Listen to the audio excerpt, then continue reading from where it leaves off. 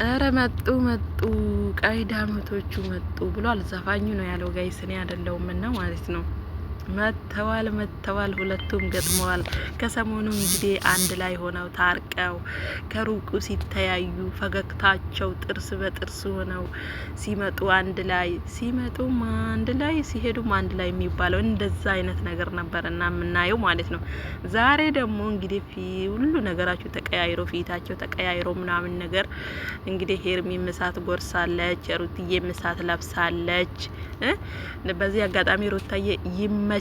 ነገር ግን ማለት ነው ለምንድነው ድራማው ባጭሩ እየተቋጨው? እኔ ጥያቄ የሆነብኝ ይሄ ነው። ለምንድነው በሳምንት ውስጥ ድራማው እየተቋጨው? ለምንድነው ያረዘመው? ወርና ከዛ በላይ ለምን አልሆነም? የምሬን እኮ ነው የምላችሁ። ምክንያቱም ሄርሜላ በደንብ መቅመስ አለባት እንትሩ ማለት ነው። ይሄንን ፊሊንግ በደንብ ማየት ነበረባትና ለምንድነው እየተቋጨው በሳምንት ውስጥ? ምን ገጥሟችሁ ነው? ፍቅርና አብርሃም መሀል ምን ተፈጥሮ ነው? ለምንድነው በዚህ ልክ ወደ ይፋ ያወጣችሁት ነገሩን ማለት ነው? ሳታራዝሙት። መቼም እናንተ የሆነ ነገር ካልተፈጠረ አታሳዩም። የምሬን ነው የምላችሁ። ምናልባት አጅሬው ወይ ፍቅርን አስቸግሯት ሊሆን ይችላል ጋይስ። እሱን አይዶን ነው መሰለን እንደዛ ነው እና ማለት ነው። ሄርሚዬ እንዴት ነሽ? ደህና ነሽ ሆይ? ስሜቱ እንዴት ነበረ? ቪዲዮን ስታዩ ምን ተሰማሽ?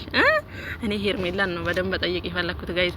ምን ነበር የተሰማሽ? መቼም ቪዲዮን ስታይ መቼም በጣም እንደምትደነግጪ እርግጠኛ ነኝ። ሰው ካጠገብሽ ነበረ ወይ ምናምን ውሃ ምናምን የሚያቀብልሽ ሰው? ብቻሽን ከሆንሽማ በጣም ከባድ ነው ስሜቱ ማለት ነው። የምሬን ነው። ያ ቪዲዮ አይደለም ሄርሜላን እኛን ሁላችንም እጃችን በጭንቅላታችን ያስጫነን ቪዲዮ ነው፣ የትላንትና ቪዲዮ ማለት ነው። በዚህ አጋጣሚ ከሰሞኑ ሚዲያው በጣም ቀዝቀዝ ብሎ ነበርና የትላንትና ቪዲዮ ማለት ነው እንዴት እንዳሟሟቀው እንዴት ሚዲያው ሞቅ ደመቅ እንዳደረገው። ወይኔ ሩታዬ ግን የሚዲያው መሪ ነች እኮ። የምሬ ነው የምላችሁ። የሚዲያው ድምቀት ሞቀ አልኳችሁ። ትላንትና ከማታው ነው ጀምሮ ዛሬ ቀኑ ሙሉ በቃ ሲንጫጩ ነው የዋሉት ጋይስ። ደስ ይላል ግን አው ደስ ይላል። ምክንያቱም ጭር ስለ አልወድም ብላለች ሩቲ ከዚህ በፊት ማለት ነው። ቃሏ ነው ጋይስ። አው እና ሄርሚዬ ግን ማለት ነው በአንድ ሳምንት ውስጥ በዚህ ልክ የተንገበገብሽ በዚህ ልክ የተሰቃየሽ ማለት ነው። ሩታዬም እኮ አንድ አመትና ከዛ በላይ እስከ ዛሬዋ እለት እኮ በምትወደው በምታፈቅረው በልጇ አባት በጣም እየተሰቃየች እንደሆነ ግን ገብቶሻል? ምን ያህል ህመም እንዳለው ገብቶሻል? ወልደሽ አላየሽ ሊሆን ይችላል፣ ግን እናት የሆንሽ ቀን ይገባሻል። መሆንሽ ስለማይቀር ሴት ስለሆንሽ ማለት ነው። እና ስሜቱ ያኔ ይገባሻል ማለት የልጅሽን ለፍቅረኛ እንዲህ የተንገበገብሽ ገና ፍቅር ላይ ያላችሁ እንዲህ ያንገበገበሽ አስበሽዋል? ወደ ትዳር ገብተሽ ፍሬን የሚያህል ነገር አግኝተሽ ከዛ ደግሞ ባልሽ ጥሎሽ ሲሄድ እሱን መቼም ለማየት ያብቃል። አዎ የምሬን ነው። መቼም በጊዜ አምልጠሽ ሌላ ካልያዝሽ አብርሃም ከሆነ ጥሎሽ እንደሚሄድ እርግጠኛ ነን። አስረግዞ እንኳን ጥሎሽ ይሄዳል ብዬ ነው ማስበው፣ አብርሃም ማለት ነው። አብርሃም ለምንም አይሆንም በዚህ አጋጣሚ ማለት ነውና ሩታዬ ማለት ነው በዚህ ልክ ማንም ያላሰበውን ማንም በጭንቅላት ውስጥ ሩታ ይሄን ታደርጋለች ብሎ ያልገመተውን ድርጊት ነው ከፍቅር ጋር ሆነው ጌም የተጫወቱት ማለት ነው። በነገራችን ላይ ጌሙን ማሳጠራችሁ ጥሩ አልነበረም ሆነ ለመናገር ረዘም ብታደርጉት ኖሮ። ምክንያቱም ሄርሜላን በደንብ መቅመስ አለባት።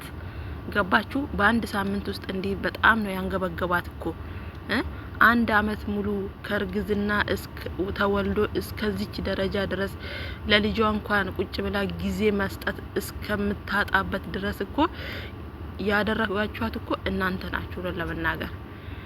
ስለዚህ እንዴት ነበር ህመሙ ሄርሜላ? ለነገሩ አንቺ ፈጣሪሽን አመስግኝ። ሄርሜላ ሩታ ፍቅርን ወደ አብርሃም ልካ እንኳን ካንቺ ጎን ነበረች።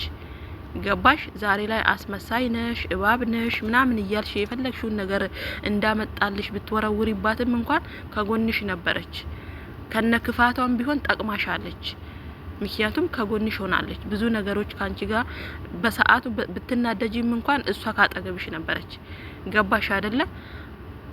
እና ሩቲ ደግሞ ምንድነው ያለቻት?